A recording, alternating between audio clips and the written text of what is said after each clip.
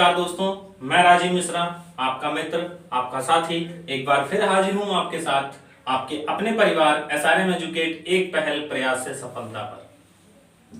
दोस्तों, आपका प्यार और स्नेह हमारे साथ बना हुआ है। इसी प्रकार हमारे साथ प्यार स्नेह बनाए रखें और चैनल को जितना ज्यादा से ज्यादा हो सके शेयर करें।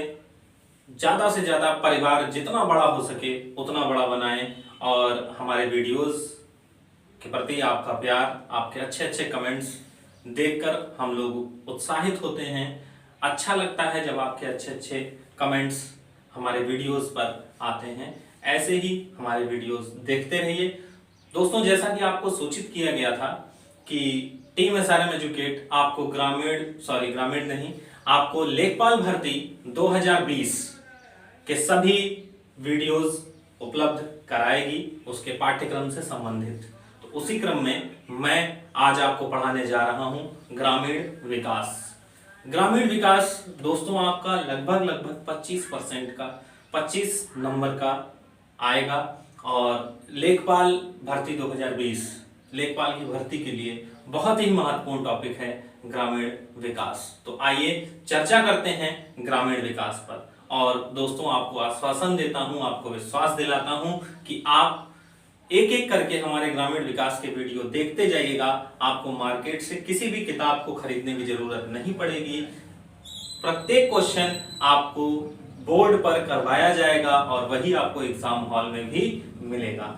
तो स्क्रीनशॉट लेते जाइएगा, घर में पेन पेंसिल लेकर बैठिए, कॉपी पर नोट करते जाइएगा। स्क्रीनशॉट ले लीजिए, बाद में नोट कर लीजिएगा, साथ में नोट करना है। वीडियो पॉज कर करके बाद में उसको साथ में नोट करिएगा। जैसे आप चाहें घर में नोट्स बनाना शुरू कर दें। चलिए आइए आज हम लोग चर्चा करते हैं ग्रामीण विकास एवं सामाजिक परिवेश। ग्रामीण विकास का मतलब क्या हुआ दोस्तों? ग्राम में जो जनसंख्या निवास करती है उसके विकास के बारे में बात करना कि समाज में गांव का विकास कैसा हुआ, वहां के लोगों का रहन सहन कैसा है, वहां के लोगों की जीवन शैली कैसी है, उसको उच्च और कैसे बनाया जाए, उसको उच्च स्तर तक कैसे ले जाया जाए, गांव के अंतिम व्यक्ति तक विकास कैसे पहुंचाया जाए, उसी बारे में चर्चा करेंगे। ग्रामीण विकास एवं वहां का सामाजिक परिवेश, वहां के रहने वाले लोग, उनको क्या क्या सुविधाएं उपलब्ध हैं, उनको कैसे हॉस्पिटलिटी उपलब्ध है, उनका शिक्षा का कार्यक्रम कैसा चल रहा है। तो इन्हीं सब के बारे में चर्चा की जाएगी ग्रामीण विकास में। तो सबसे पहले प्रश्न दोस्तों हमारा बनता है कि ग्राम क्या है। सबसे पहले नोट करिए क्वेश्चन कि ग्राम क्या है। तो आइए देखते हैं ग्राम क्या है। नगर की तुलना में दो चीजें होती हैं दोस्तों, दो इकाइयां होती हैं। एक ग्राम होता है, गांव होता है, और एक नगर होता है। नगर की तुलना में एक निश्चित छोटे भौगोलिक क्षेत्र में निवास करने वाली जनसंख्या को ग्राम कहते हैं। नगर की तुलना में एक निश्चित छोटे भौगोलिक क्षेत्र में जो जनसंख्या निवास करती है उसको दोस्तों क्या कहा जाता है? ग्राम कहा जाता है। नगर की तुलना में एक निश्चित छोटे भौगोलिक क्षेत्र में निवास करने वाली जनसंख्या को ग्राम कहते हैं। यह जनसंख्या प्राथमिक कार्यों में विलीन होती है, प्राथमिक कार्यों में लिप्त होती है। यह जनसंख्या प्राथमिक कार्यों से जुड़ी होती है। अब प्राथमिक कार्य क्या होते हैं? जैसे आपका पशुपालन, जैसे आपका कृषि, जैसे आपका कीट पालन, ये सब आपके क्या हैं दोस्तों?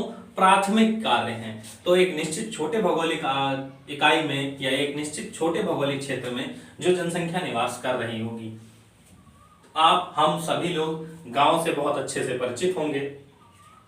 तो वही क्या कहलाता है दोस्तों? गांव कहलाता है, जो कि नगर से छोटा होता है। ये लोग किसमें लिप्त होते हैं दोस्तों? क्या कार्य है इनका? पशुपालन का कार्य होता है, कृषि का कार्य होता है, कीट पालन का कार्य होता है। कहने का मतलब है ये केवल और केवल किस पर डिपेंड करते हैं? प्राथमिक कार्यों पर डिपेंड करते हैं। गांव की 90% जनसंख्या आपकी कृषि पर डिपेंड होती है। वहां के जितने लोग होते हैं केवल और केवल कृषि पर ही डिपेंड होते हैं। अब बात करी जाए कि गांव की सबसे प्राचीनतम चर्चा कहां पर करी गई। यह गांव की चर्चा सबसे प्राचीनतम रूप से कहां पर हमें देखने को मिलती है? तो गांव की चर्चा दोस्तों आपको ऋग्वेद में भी देखने को मिलेगी। गांव की चर्चा ऋग्वेद में मिलेगी। ऋग्वेद में रहने के आधार पर या लोगों के ग्रुप के आधार पर 3 भागों में 3 इकाइयां दी गई थी, विष, जन और ग्राम। जन, विष और ग्राम, ये 3 इकाइयां थी। सबसे छोटी इकाई थी परिवार की, सबसे छोटी इकाई थी विष, उसके बाद जन, उसके बाद ग्राम। तो ग्राम की चर्चा दोस्तों आपको ऋग्वेद में 13 बार मिलती है। कितनी बार मिलती है? 13 बार। ऋग्वेद में गांव की चर्चा या ग्राम की चर्चा 13 बार की गई है। विष की चर्चा दोस्तों 170 बार करी गई है। जन की चर्चा 225 बार करी गई है। अब यहीं से दोस्तों एक क्वेश्चन आपसे बहुत अच्छा सा बन सकता है और बहुत अच्छा सा क्वेश्चन पूछा जा सकता है कि ऋग्वेद में निम्न में से किस इकाई की चर्चा नहीं थी। तो आपको बता दें दोस्तों कि ऋग्वेद में राष्ट्र की या राज्य की चर्चा नहीं थी। किसकी चर्चा नहीं थी दोस्तों?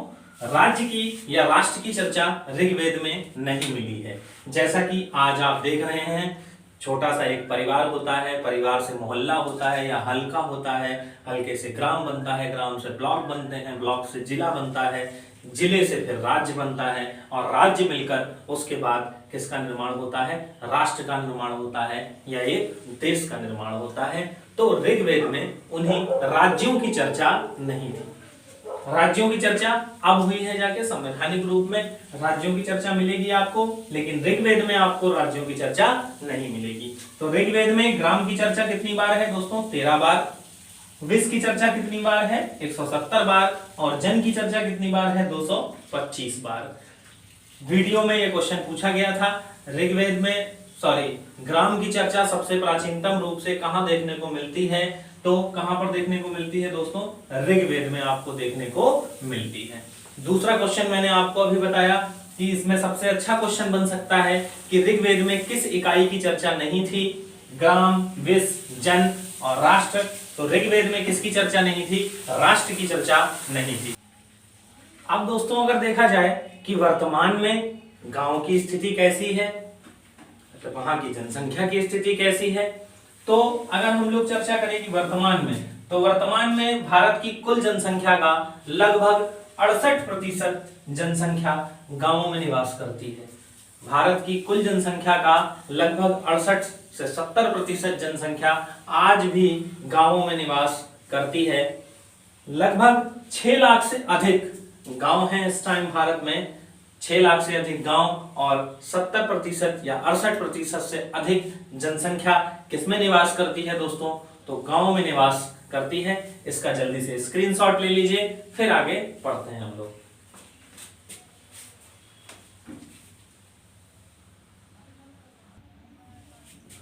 तो दोस्तों इतना आपने नोट्स बना लिया होगा।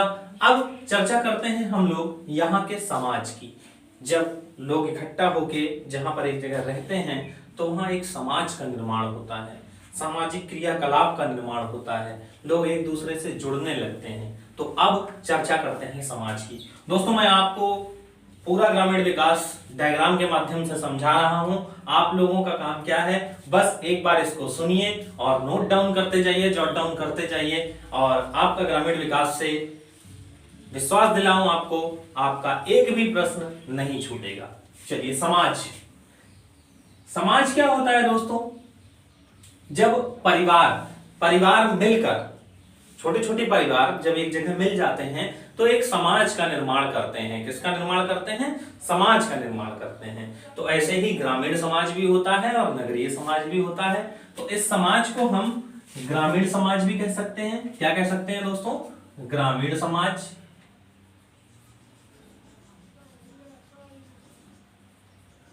या इसको हम कृषक समाज भी कह सकते हैं।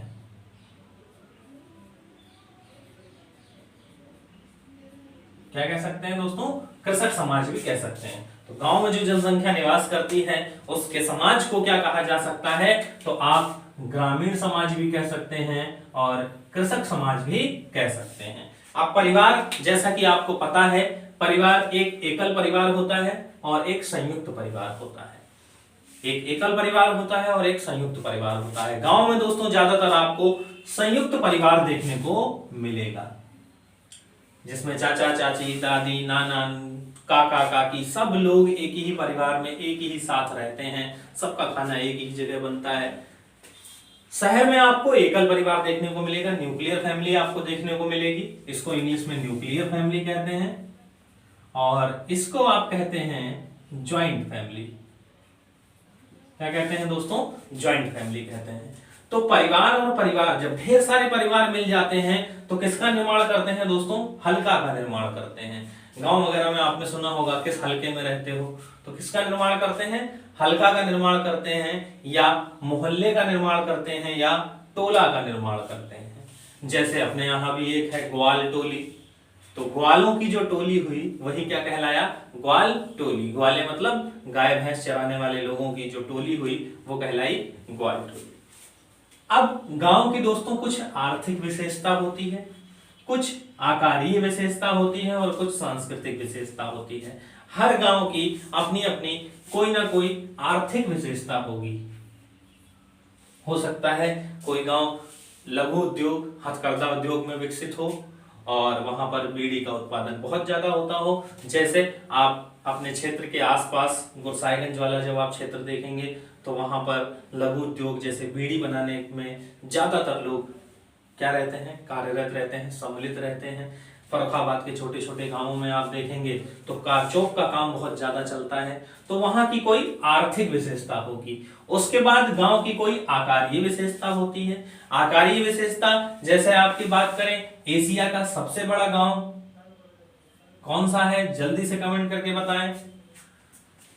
एशिया का सबसे बड़ा गांव कौन सा है? कमेंट करके जल्दी से मुझे बताइएगा कि एशिया का सबसे बड़ा गांव कौन सा है। फिर उसकी कोई सांस्कृतिक विशेषता होती है। गांव वाले लोग अपने मनोरंजन के लिए एक सांस्कृतिक विशेषता रखते हैं। गांव में कहीं पर मेला लगता है, किसी गांव में किसी देवी का मेला लगता है, किसी गांव में किसी चीज का मेला लगता है। अपना फसल वगैरह जब पक जाती है तो उसके अलग से मेले लगते हैं। तो ये गांव की दोस्तों क्या है? कुछ विशेषता है। जब परिवार और परिवार मिलेंगे तो किसका निर्माण करेंगे? हल्का का निर्माण करेंगे, मोहल्ला का निर्माण करेंगे और टोला का निर्माण करेंगे। फिर गांव की कुछ आर्थिक विशेषताएं होंगी, गांव की कुछ आकारीय विशेषताएं होंगी और गांव की कुछ सांस्कृतिक विशेषताएं होंगी। अब जब इन्हीं विशेषताओं के बारे में चर्चा कर रहे हैं तो इन्हीं विशेषताओं से लवरेज दो गांव की बात करते हैं। एशिया का सबसे स्वच्छ गांव, एशिया का सबसे स्वच्छ गांव कौन सा है दोस्तों? जल्दी से कमेंट करके मुझे बताएं। और भारत का पहला डिजिटल व स्मार्ट गांव कौन सा है? जल्दी से कमेंट करके मुझे बताएं। तो एशिया का सबसे स्वच्छ गांव जो है दोस्तों वो मेलेनांग है। मेलेनांग ये आपका दोस्तों मेघालय में आता है। कहां आता है? मेघालय में। अब इसके बाद अगर देखा जाए भारत का पहला डिजिटल व स्मार्ट गांव तो है दोस्तों आपका अकोदरा। अकोदरा गुजरात। तो ये इन गांवों की विशेषताएं हो गई। भारत का पहला डिजिटल गांव, डिजिटल लेन देन होता है, सब कुछ सबका बैंक खाता है। जैसा कि अभी वर्तमान केंद्र सरकार ने प्रधानमंत्री जन धन योजना के तहत सबका खाता खुलवाया। वर्तमान में लगभग 40 करोड़ खाते खुल चुके हैं। कितने खाते खुल चुके हैं दोस्तों? 40 करोड़ खाते खुल चुके हैं। इनकी योजनाओं के बारे में जब गांव में योजना आएगी तब उस पर भी चर्चा करेंगे, तब इस पे आपको बहुत अच्छे से बताएंगे कि गांव के लिए, ग्रामीण विकास के लिए क्या क्या योजनाएं लाई गई थी, ग्रामीण समाज को सुधारने के लिए और बेहतर बनाने के लिए, वहां के जीवन को बेहतर बनाने के लिए। तो एशिया का सबसे स्वच्छ गांव कौन सा है दोस्तों? तो मेलेनांग। कहां पर है दोस्तों? मेघालय।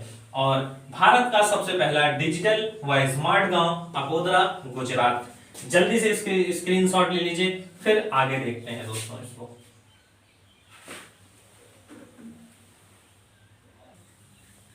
तो अब दोस्तों अगर चर्चा करी जाए कि इनके विकास के लिए कौन कौन से कार्यक्रम संचालित हैं, क्या क्या कार्य हो रहे हैं, तो उससे पहले देखा जाए कि गांव को विकास के क्रम में कितने भागों में बांटा गया है।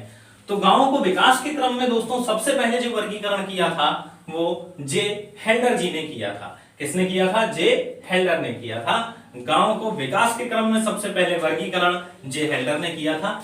इनके अनुसार दोस्तों दो गांव होते हैं, एक संक्रमणशील या अर्धस्थायी कृषक गांव, संक्रमणशील या अर्धस्थायी कृषक गांव, और दूसरा स्थायी कृषक गांव या ग्राम।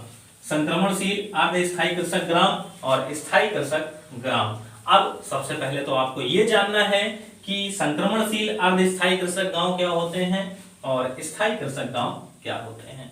तो दोस्तों ये जो संक्रमणशील गांव है या अर्धस्थायी कृषक गांव है, यहां पर जो दोस्तों जनसंख्या निवास करती है, जनसंख्या के हिसाब से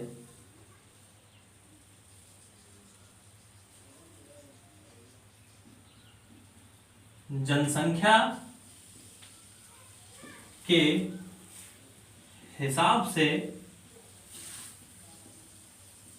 गांव में उत्पादन नहीं होता है।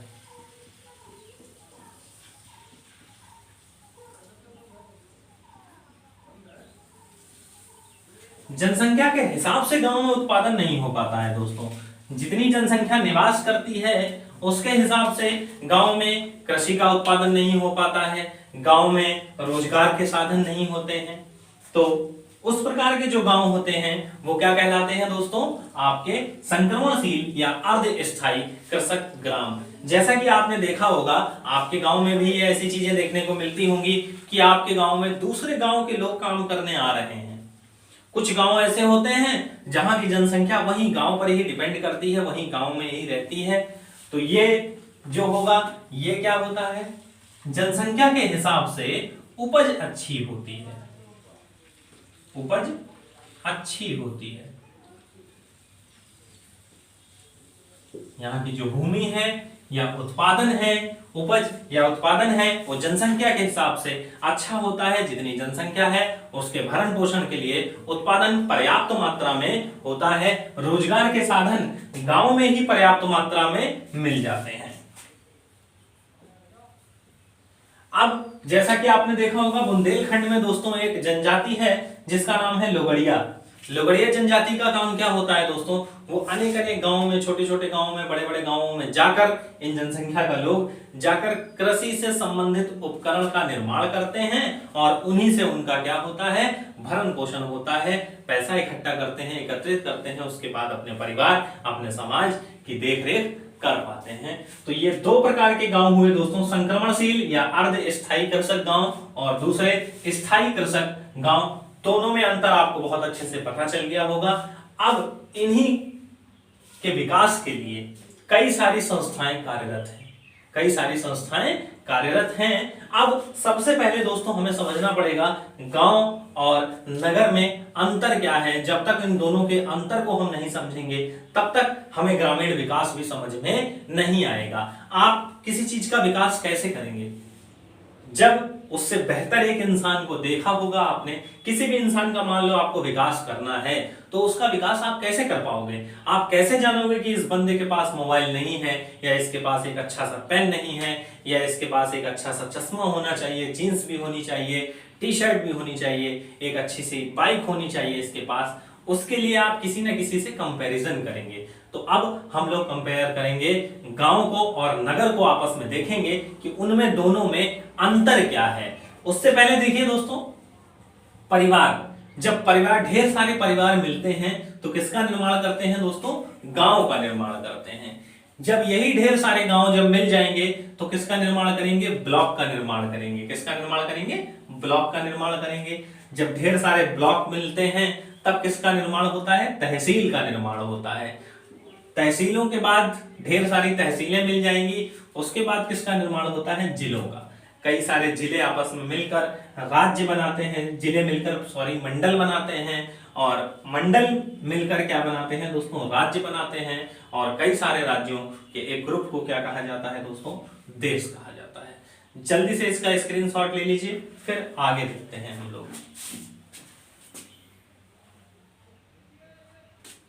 तो अब दोस्तों अगर देखा जाए विकास के क्रम में, जैसा कि आपको बताया गांव के विकास के क्रम में वर्गीकरण जे हेल्डर साहब ने किया। अब अगर दोनों में कंपैरिजन किया जाए, नगर में और ग्राम में अंतर किया जाए, तो आप देखिए जैसा कि आपको सामने दिखाई दे रहा होगा, आशा करता हूं आपको स्पष्ट रूप से दिख रहा होगा। नगर, भारत की लगभग 32% जनसंख्या नगरों में निवास करती है और कैसी है दोस्तों, विकसित है। यही अगर गांव की बात करें तो गांव में लगभग 68% जनसंख्या निवास करती है और कम विकसित है। अब दोनों में अंतर देखिए, नगर में आपको दोस्तों शिक्षा के अच्छे साधन मिल जाएंगे, अच्छे अच्छे स्कूल्स मिल जाएंगे, कॉलेजेस मिल जाएंगे, यूनिवर्सिटीज मिल जाएंगी, परिवहन आपको बिल्कुल सुचारू रूप से चलता हुआ मिलेगा। आपको ऑटो चाहिए ऑटो मिलेगा, बस मिलेगा, टांगा मिलेगा, रिक्शा मिलेगा, अपना खुद का कैब चाहिए कैब मिलेगा। जागरूकता, यहां के लोग दोस्तों जागरूक होते हैं। जैसे अभी वैश्विक महामारी कोविड-19 कोरोना वायरस के चलते आपने देखा होगा शहरों में लोगों ने पहले मास्क लगाना शुरू किया, सैनिटाइजर यूज करना शुरू किया, क्योंकि वो लोग क्या है दोस्तों, जागरूक हैं, क्योंकि वो लोग ज्ञान और विज्ञान के साथ भी जुड़े हुए हैं। किसके साथ जुड़े हुए हैं, ज्ञान विज्ञान के साथ जुड़े हुए हैं। संचार के अच्छे माध्यम हैं। गांव में आपने देखा होगा हर घर में अभी तक तो टीवी ही नहीं पहुंची है, लेकिन वहीं नगर की अगर आप बात करें तो हर घर में आपको टीवी मिलेगी, एलईडी मिलेगी, सबके पास एक स्मार्टफोन मिलेगा। तो वो समूचे विश्व के साथ कनेक्ट में बने रहते हैं। तो यहाँ के लोग आपको दोस्तों जागरूक मिलेंगे। रोजगार की संभावनाएं गांव के सापेक्ष में काफी अच्छी मिलेंगी आपको। ज्यादातर लोग गांव से निकल निकल कर कहां आते हैं दोस्तों, शहरों की ओर आते हैं। किसकी वजह से, रोजगार की संभावना की वजह से। उद्योग आपको शहरों में बहुत अधिक मिलेंगे। स्वास्थ्य सेवाएं यहाँ की काफी अच्छी मिलेंगी आपको। आपने देखा होगा गांव में अगर किसी की तबीयत खराब हो जाती है तो लोग उसको उठाकर किधर ले जाते हैं दोस्तों, शहरों की तरफ ले जाते हैं। उसके बाद जीवन शैली यहाँ की उच्च होती है। जीवन शैली कैसी होती है, उच्च होती है। इनका अपना एक टाइम टेबल है, सुबह 5 बजे 6 बजे उठना है, इतने बजे खाना खाना है। तो जीवन शैली बहुत ही उच्च है। वित्तीय समावेशन, समावेशन दोस्तों ये होता है, समावेशन अगर आपको बताएं कि किसी भी जनसंख्या के, किसी भी समाज के अंतिम तक तबके तक किसी चीज को पहुंचाना। अगर हम शिक्षा की बात करते हैं तो समाज के अंतिम व्यक्ति तक उस शिक्षा को पहुंचाना। अगर हम वित्तीय समावेशन की बात करते हैं तो वित्तीय सुविधाएं व्यक्ति के, समाज के अंतिम व्यक्ति तक उस वित्तीय सेवाओं को पहुंचाना, यही कहलाता है समावेशन। मतलब संपूर्ण समाज जिसमें विकसित हो वो कहलाएगा समावेशन। सम प्लस आवेश, एक ही आवेश के साथ समान आवेश में सबको ले लिया जाए, वही कहलाएगा समावेशन। अब ज्ञान विज्ञान यहाँ पर बहुत अच्छा है। संचार माध्यम जैसा आपको बताया, संचार सिस्टम यहाँ का बहुत अच्छा है। हर घर में आपको डिश टीवी मिलेगी, सबकी अपनी अपनी डिश टीवी है, मोबाइल्स में सबके टीवियां डाउनलोड हैं। उसके बाद डिजिटलीकरण, यहाँ नगर में डिजिटलीकरण ज्यादा है, लोग ऑनलाइन पेमेंट ज्यादा करते हैं। सब लोग नगर में लगभग 99.99% लोगों का बैंक अकाउंट होगा। कुछ ही 1-2% ऐसे होंगे जिनका बैंक अकाउंट ना हो, नहीं तो नगर में निवास करने वाले सभी लोगों का बैंक अकाउंट होगा। तो ये सुविधाओं से लैस रहता है आपका क्या दोस्तों, नगर, जिसमें भारत की 32% जनसंख्या निवास करती है। अब बात करते हैं भारत की रीढ़, जहां पर भारत की लगभग 68% जनसंख्या निवास करती है, गांव। तो गांव में दोस्तों आदमी परंपरा से बंधा रहता है। हर गांव की अपनी अपनी परंपरा होती है, उस परंपरा से बंधा होगा। गांव में रूढ़िवादिता होती है, एक रूढ़िवादिता होती है कि उस पे चले आ रहे हैं। जैसा हमारे समाज पे एक बहुत बड़ा कलंक था बाल विवाह। आपने देखा होगा राजस्थान के क्षेत्रों में छोटी छोटी बच्चियों का विवाह कर दिया जाता था, 2-2, 3-3 साल की बच्चियों का विवाह कर दिया जाता था। ये एक रूढ़िवादिता चली आ रही थी। उसके बाद संस्कार, लोग यहाँ पर संस्कार से बंधे होते हैं कि ये काम नहीं करना है, वो काम नहीं करना है। तीसरा अंधविश्वास, यहाँ के लोग अंधविश्वास में बंधे होंगे। किसी की तबीयत खराब हो जाती है तो उसको झाड़ने फूकने के लिए ले जाया जाता है, भगत के पास ले जाया जाता है, तो उसमें भी व्यक्ति फंसा रहता है। अंधविश्वास। अल्प रोजगार, रोजगार के साधन गांव में दोस्तों ज्यादा नहीं मिलते हैं। गांव के पड़ोस में ही जो कोई आसपास में नगर होता है, कई सारे गांव के लोग डेली वहां जाया करते हैं, अपना रोजगार करते हैं, डेली का डेली सब्जी बेचने जाते हैं या कुछ भी कार्य करने जाएं, अपनी दिनचर्या, अपना दैनिक जीवन काटने के लिए उनका भुगतान करने के लिए, पैसा कमाने के लिए वो किधर जाते हैं? नगर की तरफ जाते हैं। शिक्षा का निचला स्तर, शिक्षा का स्तर जो है वो बिल्कुल निचला है। गांव के ज्यादातर लोग पढ़े लिखे नहीं होते हैं क्योंकि उनको शिक्षा पर्याप्त मात्रा में नहीं मिल पाती है। उसके बाद वित्तीय समावेशन नहीं है। वित्तीय समावेशन नहीं है मतलब गांव में अगर आप देखेंगे तो प्रधान, पंच, सरपंच इन सबको लेकर और गांव के कुछ विकसित घर, छोटे मोटे विकसित घर जिनका बहुत अच्छी खासी खेती है, बहुत 100-150 बीघा खेत है, ये सब कुछ है, तो इन्हीं लोगों का आपको बैंक अकाउंट मिलेगा, पैसा इन्हीं के पास ज्यादा मिलेगा। बाकी गांव का एक साइड, एक तबका ऐसा होगा जिसके पास पैसा बिल्कुल नहीं होगा, वो पैसों के लिए दिन प्रतिदिन पर निर्भर रहता है, दिन पर डेली डेली कमाया और डेली का डेली खाया। तो वित्तीय समावेशन नहीं है गांव में। और हमारी जो अर्थव्यवस्था है दोस्तों वो विकसित है नहीं, वो विकासशील है। कैसी है? विकासशील है। और हमारी जो अर्थव्यवस्था है वो समावेशी अर्थव्यवस्था है। कैसी है दोस्तों? समावेशी अर्थव्यवस्था है कि हम लोग गांव को भी साथ लेकर चल रहे हैं, हम लोग नगरों को भी साथ लेकर चल रहे हैं। अब इन को विकास करने के लिए, गांव को विकास करने के लिए कई सारी योजनाएं लाई गई, कई सारी चीजें शुरू हुई, जैसे प्रधानमंत्री जन धन योजना। सबसे बड़ी योजना है आपकी प्रधानमंत्री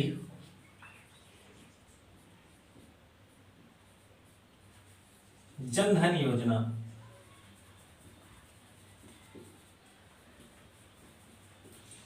लगभग अभी 34 करोड़ अकाउंट खोले जा चुके हैं पूरे भारत में। गरीबों के जो जीरो अकाउंट हैं वो प्रधानमंत्री जन धन योजना के तहत खोले जा चुके हैं। शुरुआत में इसका बहुत विरोध हुआ दोस्तों कि प्रधानमंत्री जन धन योजना का विपक्षियों ने बहुत विरोध किया, लेकिन आज इस वैश्विक महामारी के समय में आप देख रहे होंगे कि जिनका प्रधानमंत्री जन धन योजना है, 2500 रुपए प्लस राज्य सरकार के 500 रुपए आए हैं उनके पास। अब वही लोग कह रहे हैं कि प्रधानमंत्री जन धन योजना में आप 7,500 रुपए डालें या 5,500 रुपए डालें। तो इसका फायदा क्या होता दोस्तों? अगर अधिक से अधिक लोगों का प्रधानमंत्री जन धन योजना खुला होता तो सरकार सीधा आपके अकाउंट में पैसा भेज सकती थी। अब जबकि केवल 34 करोड़ लोगों के पास प्रधानमंत्री जन धन योजना के तहत अकाउंट है, तो केवल इन्हीं 34 करोड़ लोगों को लाभ मिला है आज वैश्विक महामारी के समय में। अगर इनका अकाउंट होता, अब सरकार जब पैसा देगी नीचे को तो वहां पर भ्रष्टाचार होगा। आपने लेखपाल को पैसा पहुंचाया, डीएम ने लेखपाल को दिया, लेखपाल ने नीचे खा लिया, लोगों के पास नहीं पहुंचा, तो ये भ्रष्टाचार का माध्यम बढ़ता है। दोस्तों जितना ज्यादा डिजिटलीकरण होगा, जितना ज्यादा डिजिटलीकरण होगा उतना कम भ्रष्टाचार होगा। जैसा कि आपने पहले देखा होगा लेखपाल, खसरा, खतौनी, वो सब पहले क्या होता था, सब फाइलों में बना रहता था। खूब दोस्तों आपका खेत ये है और दूसरे के नाम करा दिया गया, आपको दूसरे चकला दे दिया गया, दूसरे उसमें दे दिया गया। तो अब क्या हुआ है दोस्तों, सब कुछ डिजिटलीकरण हो गया है। आप राशन कार्ड बनवाने जाएं, डिजिटलीकरण से जुड़ गया है। आप कोई भी कार्य जाएं सरकारी करवाने, सब कुछ धीरे धीरे डिजिटलीकरण की ओर बढ़ रहा है। आप लाइसेंस बनवाने जाएं वो भी डिजिटल की तरफ बढ़ रहा है, डिजिटलाइजेशन की तरफ ही बढ़ रहा है। स्मार्ट लाइसेंस आने लगे हैं एटीएम कार्ड के रूप में। तो ये क्या है दोस्तों, डिजिटलीकरण है। तो जितना ज्यादा डिजिटलीकरण होगा भ्रष्टाचार उतना कम से कम होगा, क्योंकि वो पैसा डायरेक्ट सरकार के अकाउंट में जाएगा। बीच में जो आपके जो भ्रष्टाचार में लोग लिप्त होते हैं उनसे आपको छूट मिल जाएगी। तो गांवों को विकास के इसी क्रम में जोड़ने के लिए जो जिस पटरी पर आज नगर हमारे चल रहे हैं उसी पटरी पर गांव की ट्रेन को दौड़ाने के लिए कई सारी योजनाएं क्रियान्वित हैं, जिसमें कई सारी योजनाएं राज्य सरकार शुरू करता है और कई सारी योजनाएं केंद्र सरकार संचालित करता है। इसका स्क्रीनशॉट ले लीजिए। इसके बाद देखते हैं योजनाओं के बारे में।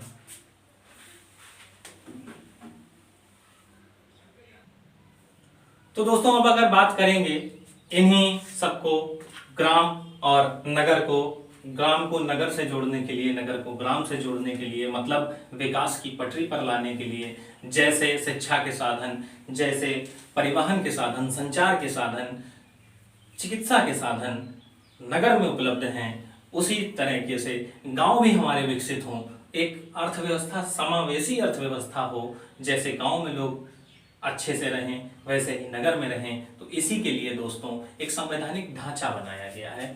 संवैधानिक ढांचा क्या है? ग्रामीण विकास के लिए एक संवैधानिक ढांचा है दोस्तों, जिसमें दो इकाइयां काम करती हैं, एक केंद्र सरकार और एक राज्य सरकार। केंद्र सरकार दोस्तों क्या करेगी? केंद्र सरकार का कार्य होगा विकास के कार्यों का निर्माण करना। क्या करना? निर्माण करना। और राज्य सरकार का क्या काम होगा दोस्तों? क्रियान्वयन करना। क्या होगा? क्रियान्वयन करना। देखिए, सामने आपको दिखाने के लिए वो लोग कितना भी विरोध करते रहें, आपस में राजनीतिक उसको देखते हुए कितना भी विरोध करते रहें, लेकिन अगर केंद्र सरकार की कोई भी योजना है और राज्य सरकार से कहा जाता है कि आपको लागू करानी है, तो राज्य सरकार उस पर कार्य करता है।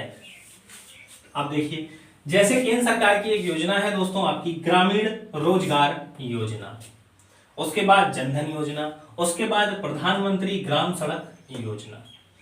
ऐसे ही कुछ योजनाएं राज्य से भी संचालित होती हैं, लेकिन ये योजनाएं क्या हैं दोस्तों? ये योजनाएं केंद्र सरकार के द्वारा निर्माण करी गई हैं और इनका क्रियान्वयन कौन करा रहा है दोस्तों? तो कौन करा रहा है? राज्य सरकारें करा रही हैं। जैसे ग्रामीण रोजगार योजना, जैसे आपका हुआ मनरेगा। अब ये केंद्र की योजना है, लेकिन जब आप बात करेंगे उत्तर प्रदेश में, तो उत्तर प्रदेश में इसका क्रियान्वयन कौन करवा रहा है? उत्तर प्रदेश सरकार। अब अगर बात करें आप केरला की, महाराष्ट्र की, किसी भी राज्य की बात करें, तो ग्रामीण रोजगार योजना, इसका क्रियान्वयन का कार्य अब किसके पास पहुंच गया है? तो राज्य सरकार के पास पहुंच गया है। ऐसे ही जनधन योजना में भी केंद्र के द्वारा निर्मित ये योजना है और पूरे राज्यों पर लागू करी गई। तो इनके क्रियान्वयन की योजना किसको दी गई? राज्यों को दी गई। उसके बाद प्रधानमंत्री ग्राम सड़क योजना, आपने देखा होगा, प्रधानमंत्री ग्राम सड़क योजना के अंतर्गत कई सारे गांवों को शहर से जोड़ा गया। तो ये सब केवल इसलिए है कि गांव विकसित हो सके, हमारी एक अर्थव्यवस्था समावेशी अर्थव्यवस्था होके उभरे। गांव में लाइट का प्रावधान किया गया है। जैसा कि आपको मैंने बताया था कि एशिया का सबसे स्वच्छ गांव कौन सा है? तो मेलेनांग एशिया का सबसे स्वच्छ गांव, और भारत का प्रथम डिजिटल गांव कौन सा है? तो अकोदरा। कौन सा है? अकोदरा। अब दोस्तों, इन्हीं योजनाओं को क्रियान्वित करने के लिए आपका एक विभाग बनाया गया, वो विभाग है राजस्व परिषद।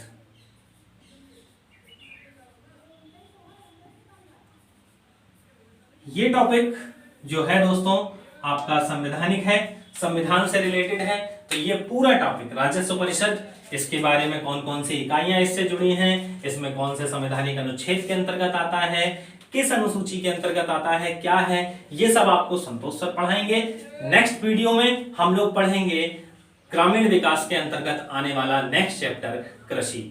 तो आपको वीडियो दोस्तों कैसा लगा कमेंट करके जरूर बताइएगा, और चैनल को जितना ज्यादा से ज्यादा हो सके आप लोग फैलाइए, आप लोग आगे बढ़ाइए। हमारे परिवार को जितना ज्यादा से ज्यादा बड़े से बड़ा हो सके उतना बड़ा बनाइए। आपका प्यार इसने वैसे भी हमारे साथ बना हुआ है। तो मिलते हैं नेक्स्ट वीडियो में कृषि, ग्रामीण विकास के तहत कृषि में। तब तक के लिए नमस्कार, जय हिंद, जय भारत, जय श्री।